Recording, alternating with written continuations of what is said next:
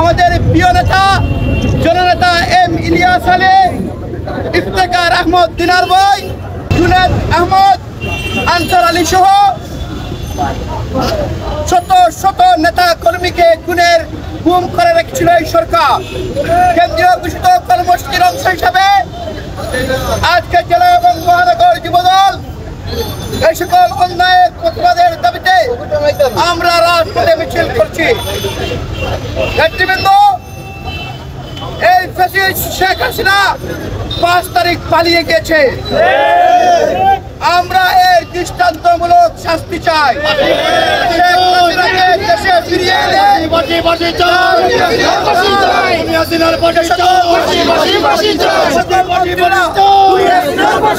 জড়িত ছিল তাদেরকে দেশে ফিরিয়ে এনে বিচারের আওতায় আনার দাবিতে আজকে আমাদের এই বিক্ষোভ সমাবেশ।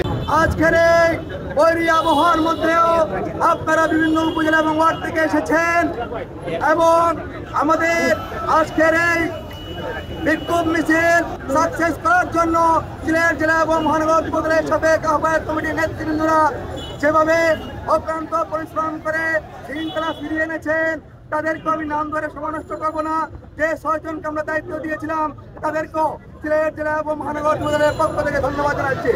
আমি বিশ্বাস করি জাতীয়তাবাদী যুবদল একটি সুশৃঙ্খল যুবদল এবং জাতীয়তাবাদী যুবদল একটি সংগ্রামী নেতৃবৃন্দ সমন্বয়ে গঠিত।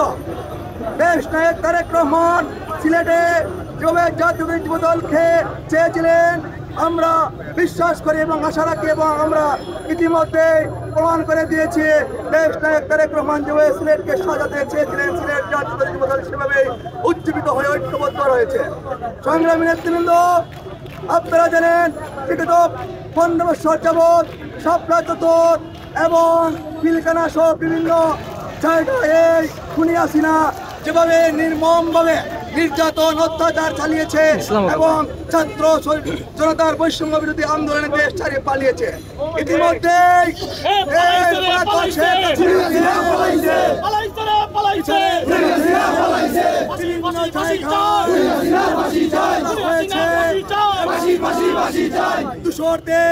বিভিন্ন জায়গায় মামলা হয়েছে, আমাদের সিলেটেও ইতিমধ্যে অনেক মামলা হয়েছে।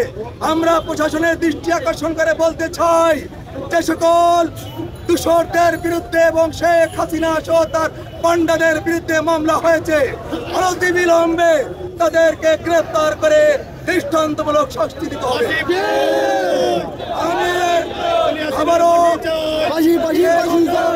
সরকারকে জানিয়ে চাই জনতার জননেতা এম ইলিয়াস আলী কোথায় রয়েছেন, কেমন রয়েছেন তার সঠিক তথ্য জনসম্মুখে প্রকাশ করার জন্য এবং আমাদের ছাত্রদল নেতা